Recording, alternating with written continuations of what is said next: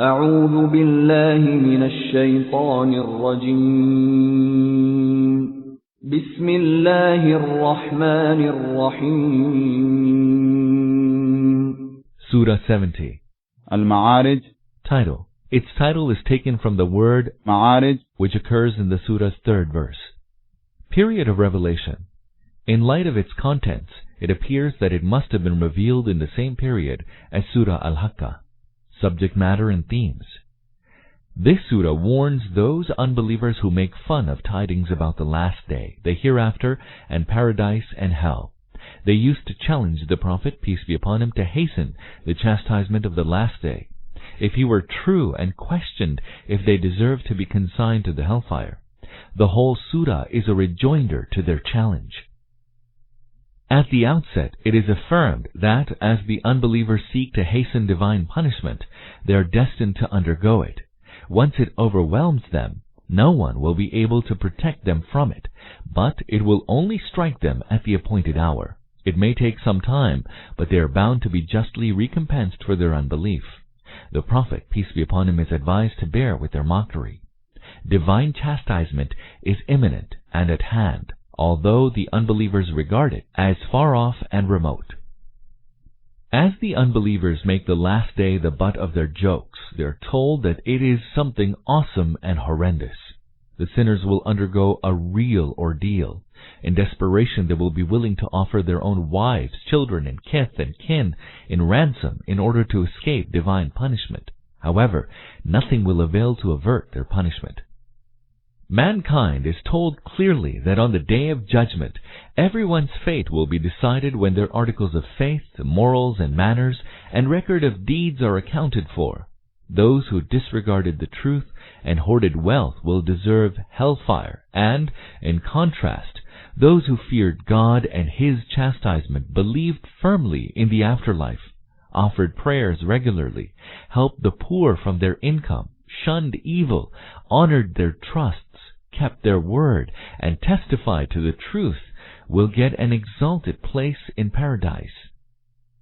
Finally, the Meccan unbelievers who throng to mock the Prophet, peace be upon him, are warned that if they do not give up, God will replace them with another people. The Prophet, peace be upon him, is advised not to bother with their ridicule. If they are keen to be disgraced in the hereafter, he should leave them alone to their vain pursuits, for soon they shall confront a horrible end. Bismillahir Rahmanir Rahim. In the name of Allah, the most merciful, the most compassionate. سأل سائل بعذاب واقع. A beseecher besought the visitation of chastisement. 1. Some commentators have taken the verb sala in the text in the meaning of asking, and have interpreted the verse to mean, the asker has asked, whom will the torment with which we are being threatened befall? And Allah has answered it, saying, it will befall the disbelievers. But most of the commentators have taken sala here in the meaning of demanding. Nasai and other traditionists have related a tradition from Ibn Abbas, and Hakim hold it as authentic, that Nadir bin al-Harith Khalida had said, O God, if it is really the truth sent down by you, then rain down stones on us from the heavens, or send down any other painful torment on us. Surah Al-Anfal, Ayat 32. Apart from this, at several places in the Quran the disbelievers this challenge has been related. Why don't you bring down on us the torment that you threaten us with? For instance, see Surah Yunus, Ayats 46-48, Surah Al-Anbiya, Ayats 36-41, Surah An-Naml, Ayats 67-72, Surah Saba, Ayats 26-30, Surah Yasin, Ayats 45-52, Surah Al-Mulk, Ayats 24-27.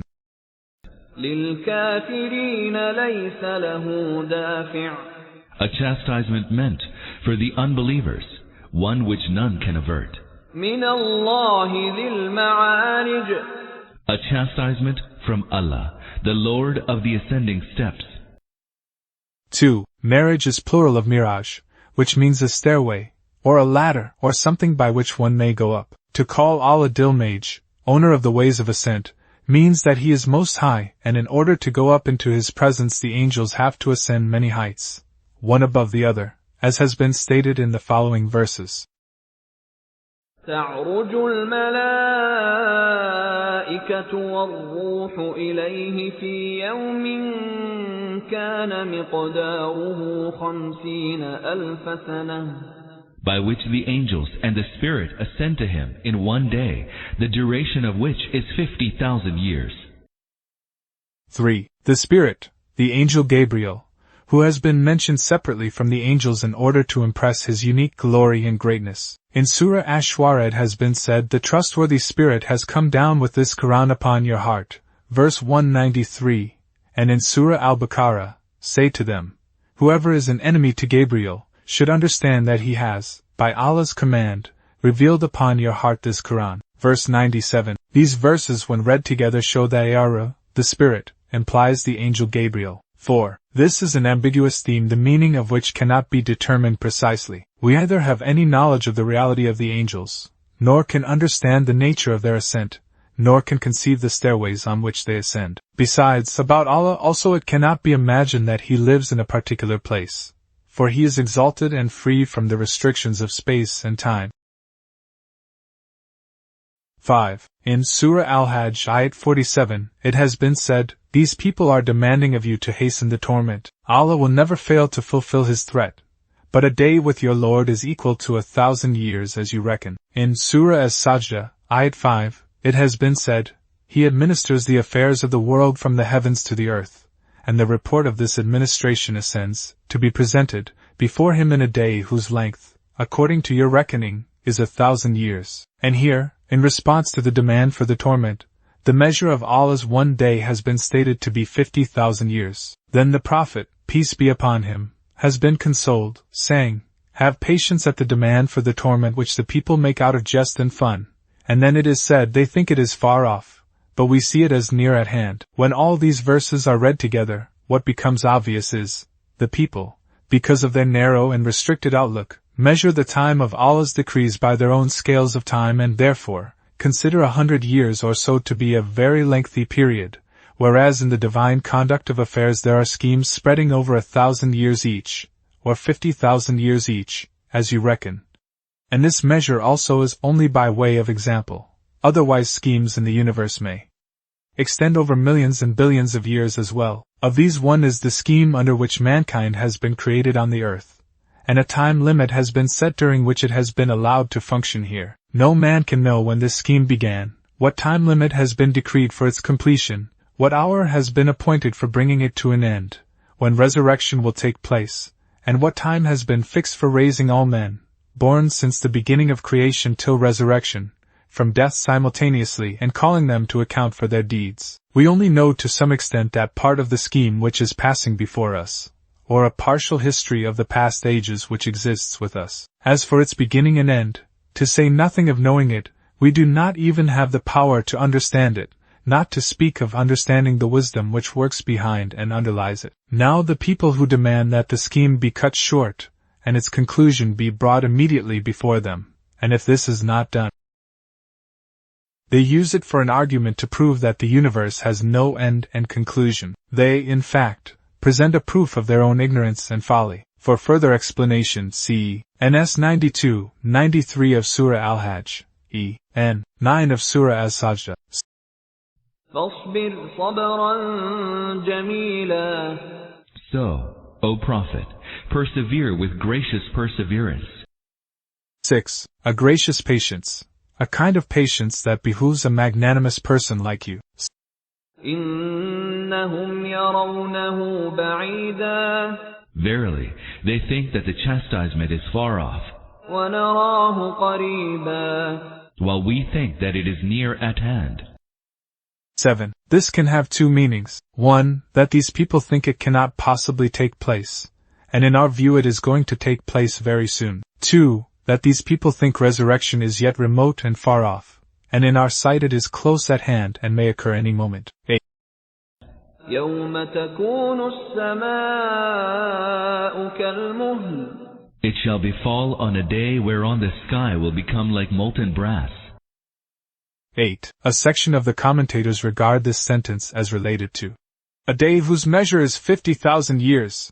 They say that the day whose measure has been stated to be 50,000 years is the day of resurrection. In Musnad Ahmad and in the Tafsir by Ibn Jarir, a tradition has been related on the authority of Abu Sa'id Khudri, saying, when wonder and amusement was expressed before the Prophet, peace be upon him, about the length of this day with reference to this verse, he replied, by him in whose hand is my life, the believer will find the day even lighter, of shorter duration, than the time he takes in performing an obligatory prayer in the world. Had this tradition been reported through authentic channels, this verse could not be interpreted in any other way, but two of its transmitters, Daraj and his teacher Abul Haytham, are both weak and untrustworthy. 9. That is, it will change its color over and over again.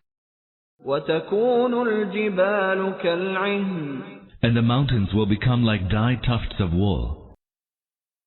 10. As the colors of the mountains are different, when they are uprooted and they drift about weightless, they will appear like flakes of carded wool of different colors. ولا يسأل حميم حميما And no bosom friend will inquire about any of his bosom friends. يبصرونهم يود المجرم لو يفتدي من عذاب يومئذ ببنيه. Although they shall be within sight of one another, the guilty one would fain ransom himself from the torment of that day by offering his children. 11. Not so that they will not see each other, therefore they will not ask after each other's welfare, but each will be seeing the other in agony and distress, yet will ignore him, being wholly preoccupied with his own torment. وصاحبته وأخيه And his spouse and his brother. وفصيلته التي تؤويه And his kinsfolk who had stood by him. ومن في الأرض جميعا ثم ينجيه. And all persons of the earth, if only he could thus save himself. كلا إنها لظى By no means, it will be the fierce flame نزاعة للشوى that will strip off the scalp. تدعو من أدبر وتولى. It shall insistently summon him who turned his back and retreated, وجمع فأوعى. and amassed wealth and covetously hoarded it. 12. Here also, as in Surah Al-Haqqa, ayats 33 to 34, two causes have been mentioned of a person's evil end in the hereafter. 1. His repudiation of the truth, and refusal to affirm faith. 2. His worship of the world and stinginess because of which he amasses wealth and refuses to spend it on any good cause. They use it. إن الإنسان خلق هلوعا. Verily, man is impatient by nature. 13. Man has been created impatient. It is man's nature or his natural weakness to be impatient. Here, one should keep in view that at many places in the Quran, after making mention of mankind's common moral weaknesses, those who believe and adopted righteousness have been made an exception. The same theme is being expressed in the following verses. This by itself explains the truth that these hereditary weaknesses are not unalterable. If man accepts the guidance sent down by God and tries to reform himself practically, he can remove them, and if he gives a free rope to his self, these become ingrained in him deeply. For further explanation see N. 41 of Surah Al-Anbiya, Ns 23 to 28 of Surah Az-Zumar, N. 75 of Surah Ash-Shura. إذا مسه الشر جزوعا. Bewailing when evil befalls him, وإذا مسه الخير منوعا. and tight-fisted when good fortune visits him, إلا المصلين. except those that pray. 14. A person's performing the salat necessarily implies that he believes in Allah, His Messenger, peace be upon him, His book and the hereafter, as well as tries to act according to his belief. الذين هم على صلاتهم دائمون. and are constant in their prayer. 15. That is, no laziness or love of ease and comfort, no occupation or interest hinders them from being punctual and regular at the prayer. When the prayer time comes, they abandon every occupation and activity and stand up to perform worship of their God. Another meaning which Uqba bin Amir has given of Allah Sala'ihim Daman is that they perform the prayer with full peace of mind, tranquility and humility. They do not try to offer the prayer in a hurry in order to get rid of it somehow, nor think irrelevant things during the prayer. وَالَّذِينَ فِي أَمْوَالِهِمْ حَقٌّ مَّعْلُومٌ. And those in whose wealth there is a known right. لِلسَّائِلِ وَالْمَحْرُومِ. For those that ask and those that are dispossessed. 16. In Surah Ad-Dhariyat Ayat 19, it has been said, in their wealth there is a right of the beggar and the needy. And here, in their wealth there is a due share of the beggar and the needy. Some people have understood this to mean that the due share implies the obligatory zakat, for in the zakat both the exemption limit and the rate have been fixed. But this commentary cannot be accepted on the ground that the Surah Al-Marriage is unanimously a Makkan revelation, and the zakat with its specific exemption limit and rate was enjoined at Al-Madinah. Therefore, the correct meaning of the due share is that they have of their own accord set aside a share in their possessions of the beggar and needy, which they discharge regularly and honestly. This same meaning of this verse has been given by Abdullah bin Abbas, Abdullah bin Umar, Mujahid, Shabi and Ibrahim Nakhai. 23. This gives an idea of the importance. Here, sale does not imply a beggar but a needy person, who asks someone for help. And Marum implies a person who is jobless, or the one who tries to earn a living but does not earn enough to meet his needs, or the one who has become disabled because of an accident or calamity, and is unable to make a living. About such people, when it becomes known that they are destitute, a God worshipper does not wait that they should ask for help, but helps them of his own accord as soon as he comes to know that they are needy and stand in need of help. For further explanation, see N. 17 of Surah Ad-Dhariyat. وَالَّذِينَ يُصَدِّقُونَ بِيَوْمِ الدِّينِ. Those who firmly believe in the day of recompense. 17. Who believe in the day of recompense. Who do not think they are irresponsible but believe that one day they will have to appear before their God and render to him an account of their deeds. وَالَّذِينَ هُمْ مِنْ عَذَابِ رَبِّهِمْ مُشْفِقُونَ. And fear the chastisement of their Lord. 18. In other words, they are not like the disbelievers, who do not fear God even after they have committed every heinous sin and crime and perpetrated every cruelty in the world, but they, in spite of having adopted a righteous attitude in morals and deeds as best as they could, fear God and continue to remain in constant awe lest their shortcomings should exceed their good works before Him, and they should be declared as worthy of punishment. For further explanation, see N. 54 of Surah Al-Mu'minun, N. 19 of Surah Ad-Dhariyat. إِنَّ عَذَابَ رَبِّهِمْ غَيْرُ مَأْمُونٍ. Surely, the chastisement of their Lord is a thing none can feel secure from. وَالَّذِينَ هُمْ لِفُرُوجِهِمْ حَافِظُونَ. And those who guard their private parts. 19. Who guard their private parts.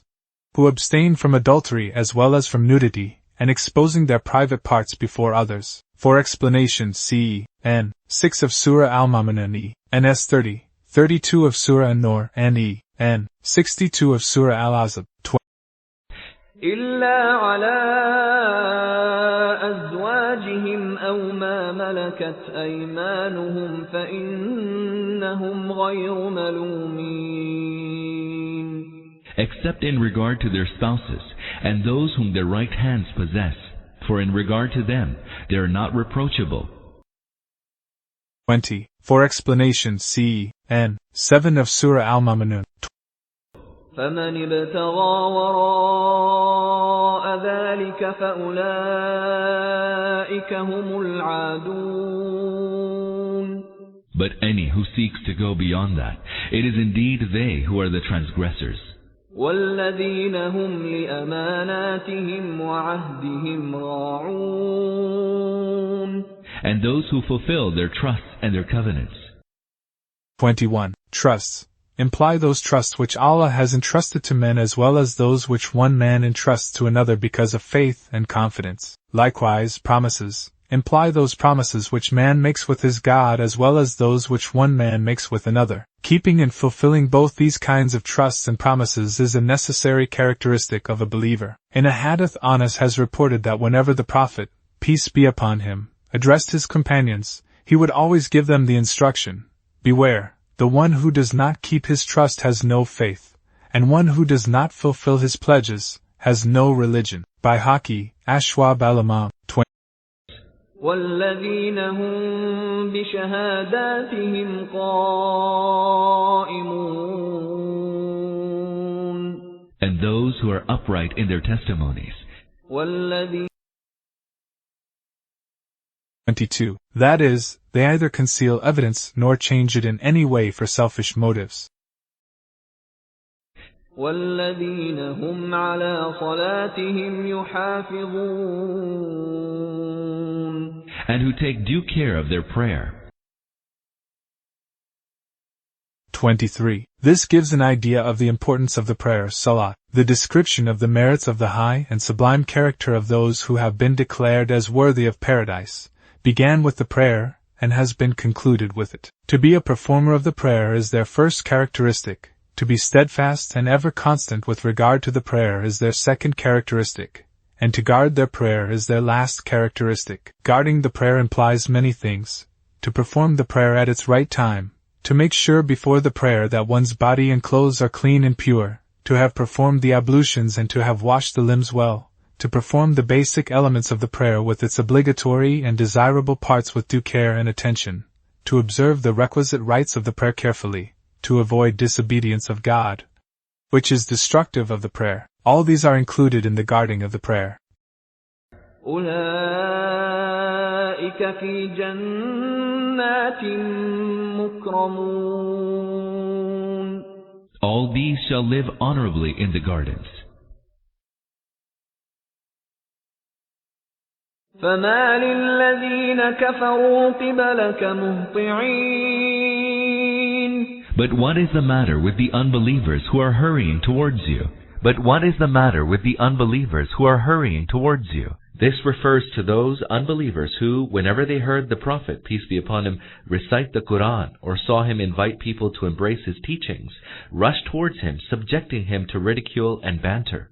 عن اليمين وعن الشمال عزين. In crowds, both on the right and on the left. 24. This refers to those disbelievers who would rush in towards the Prophet, peace be upon him, from every side to mock and ridicule him when they heard him preach Islam and recite the Quran. أيطمع كل امرئ منهم أن يدخل جنة نعيم. Does every one of them wish to enter the garden of bliss? 25. It means that God's paradise is only for those righteous people whose characteristics have just been described above. Now, can these people who are not at all inclined to listen to the truth and who are rushing in towards the Prophet, peace be upon him, in order to suppress every invitation to the truth, be the candidates for paradise? Has God prepared his paradise only for such people as these? Here, one should also keep in view verses 34 to 41 of Surah Al-Kalam, in which an answer has been given to this saying of the disbelievers of Mecca: even if there is any life after death, we shall have good time there too, as we are having in the world, and the torment would befall Muhammad, peace be upon him, and his followers and not us. كلا إنا خلقناهم مما يعلمون. By no means. They know that which we have created them from. 26. Here, this sentence can have two meanings. 1. If it is taken to be related to the preceding theme, it will mean, as for the substance these people have been created from, all men are equal. For if the substance itself be the cause of man's entry into paradise, then the good and the bad, the wicked and the just, the guilty and the innocent, all should go to paradise. But a little common sense is enough to decide that man's qualifications for paradise are created not on the basis of the substance of his creation, but only on the basis of his merit and excellence. 2. If this sentence is regarded as an introduction to the following theme, it would mean, these people think they are secure from our torment and mock the one who warns them of our punishment, whereas we can punish them even in this world as and when we please, as well as resurrect them after death, as and when we like. They themselves know that we began their creation from an insignificant sperm drop, and developed them into a living man. If they had only considered this mode of their creation, they would never have been involved in the misunderstanding that they now have escaped our grasp, or that we have no power to create them over again. فلا أقسم برب المشارق والمغارب إنا لقادرون. I swear by the Lord of the Easts and the Wests, that we have the power, 27. That is, the truth is not that which these people think it is. 28. Here Allah has sworn an oath by himself. The words east and west have been used because the sun rises and sets at a new angle every day during the year, and goes on rising and setting successively at different times around the globe. Thus considered the easts and the wests are not one but many. From another point of view as against the north and the south there is a direction of east and a direction of west. On this basis in Surah Ash-Shuara, Ayat 28, and Surah Al-Mazami 1, Ayat 19, the words Rabbonashriki wal Maghrib have been used. From still another viewpoint the earth has two easts and two wests, for when the sun sets on one hemisphere, it rises on the other. On this basis the words Rabbul Mashriqain wa Rabbul Maghribain, Lord of two easts and two wests, have been used in Surah Ar-Rahman, Ayat 17. For explanation see N. 17 of Surah Ar-Rahman. على أن نبدل خيرا منهم وما نحن بمسبوقين. to replace them by others who would be better than they, and we shall certainly not be overpowered. 29. This is that for which Allah Almighty has sworn an oath of His being Lord of the Easts and Wests. It means, as we are owners of the Easts and Wests, the whole earth is under our control and power, and you have no power to escape our punishment. We can destroy you as and when we like and can create another people that may be better than you. فذرهم يخوضوا ويلعبوا حتى يلاقوا يومهم الذي يوعدون. So leave them to engage in vain talk and to amuse themselves until they come face to face with the day which they are promised. يوم يخرجون من الأجداث سراعا كأنهم إلى نصب يوفضون. The day on which they will hastily come forth from their graves, as though they were hurrying onto the altars of their deities. 30. There is a difference of opinion among the commentators about the meaning of the word nusab. Some have interpreted it to mean idols, according to which the meaning would be, they would be racing towards the place appointed by the Lord of Resurrection as they race today towards the shrines of their idols. And some others have taken nusab to mean the goal signs which are set for the competitors in a race, so that each tries to reach and touch the appointed post before the خاشعة أبصارهم ترهقهم ذلة ذلك اليوم الذي كانوا يوعدون. Their eyes will be downcast, and disgrace will overwhelm them. Such is the day that they were promised.